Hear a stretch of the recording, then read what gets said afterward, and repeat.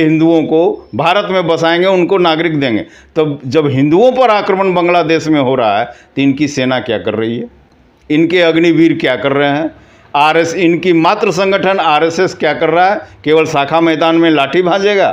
बांग्लादेश का जो वर्तमान सत्ता पलट का जो आंदोलन है उसमें शुरुआती तौर पर लगता है कि आरक्षण के नाम पर हुआ, लेकिन यह आंदोलन इस्लामिक कट्टरपंथी लोगों का आंदोलन था, चरमपंथी लोगों का आंदोलन था। और वो चाहते थे कि शेख हसीना की सरकार अपदस्थ हो जाए और वहाँ सैनिक शासन स्थापित हो, कट्टरपंथ का शासन स्थापित हो। तो जब कट्टरपंथ हावी रहेगा तो उनके जो विरोधी धर्म के लोग हैं उन पर आक्रमण होगा ही। लेकिन मुझे इस बात का आश्चर्य लगता है कि ये कट्टरपंथी लोग भी चर्च पर हमला क्यों नहीं करते हैं, हिंदू ही टारगेट क्यों होते हैं। तो स्वाभाविक है कि चर्च पर हमला ना होना, हिंदू टारगेट होना, यह अंतर्राष्ट्रीय राजनीति का प्रतिफल है। और उससे भी बड़ा आश्चर्य है कि भारत में 2014 से हिंदू राष्ट्र बनाने वाले लोगों का सरकार है, राम मंदिर बनाया, कृष्ण मंदिर बनाने जा रहे हैं और काशी विश्वनाथ में इन्होंने बहुत सारा काम किया। हिंदुओं को लोक लुभावन बात करते रहते हैं, हिंदू एक हो जाओ ऐसा SC ST और OBC से करते रहते हैं, ये कांग्रेस को कोसते रहते हैं। लेकिन इनको राजीव गांधी का श्रीलंका आक्रमण, फिजी को धमकी, इंदिरा गांधी का पाकिस्तान से बांग्लादेश का निर्माण याद नहीं आता है कि कैसे ये सैन्य अभियान चलाकर इन लोगों ने भारतीयों को सुरक्षित किया, भारतीयों की जनमानस का ख्याल रखा।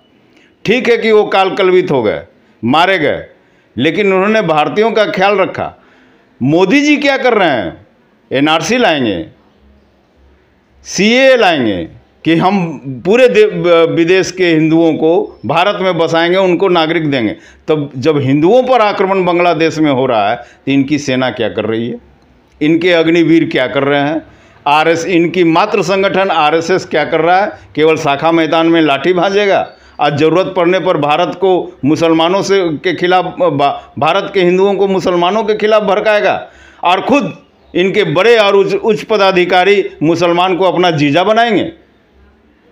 तो RSS को जिसने कहा था कि हमको 1 घंटा दिया जाए, हम पाकिस्तान को समझा देंगे, बांग्लादेश जाके समझाओ, अपना लठ ले जाओ और बांग्लादेश को समझाओ, हिंदुओं को सुरक्षित करो। तो यह नहीं होगा। तो ये लोग शुद्ध व्यापारी हैं, व्यापार करना जानते हैं, धन कमाना चाहते हैं, चाहे हिंदू के नाम पर धन कमावें, चाहे हिंदू मुसलमान करके धन कमावें। व्यापार इनका मूल मंत्र है। इसलिए मैं मोदी जी का इस मुद्दे पर विरोध करता हूं और आशा करता हूं कि मोदी जी अगर सही में आपका 56 इंच का सीना है, आप हिंदू समर्थक हैं, तो बांग्लादेश के हिंदुओं को भारतीय सेना भेजकर सुरक्षित कीजिए।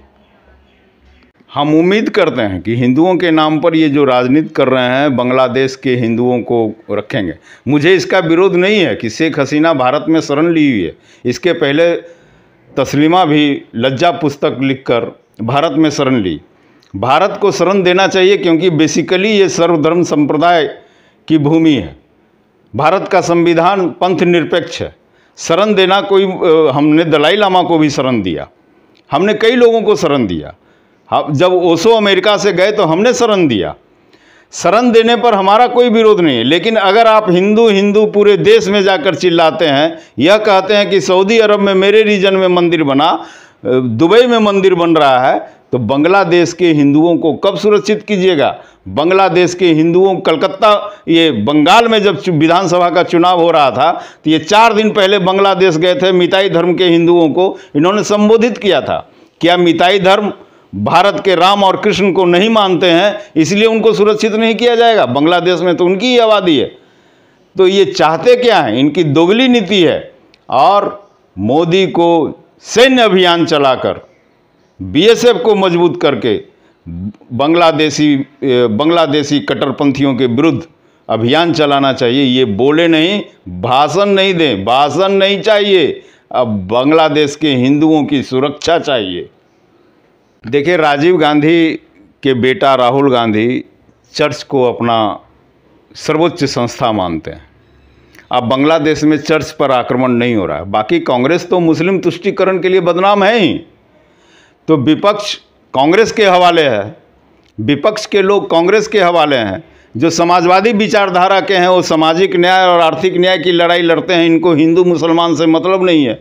तो विपक्ष में तो कांग्रेस को ही यह मुद्दा उठाना चाहिए था। अपने बाप के नक्शे कदम पर चलकर राहुल गांधी को यह मुद्दा उठाना चाहिए था कि उसके पिता ने, राजीव गांधी ने, कैसे तमिलों की सुरक्षा किया श्रीलंका में, कैसे फिजी में भारतीयों की सुरक्षा किया।